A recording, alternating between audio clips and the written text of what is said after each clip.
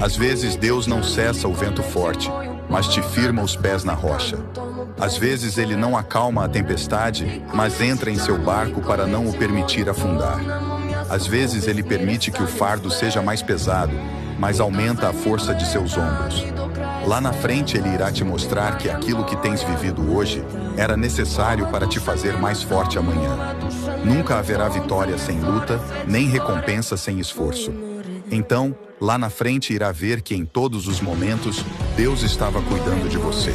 Por isso que sempre venceu.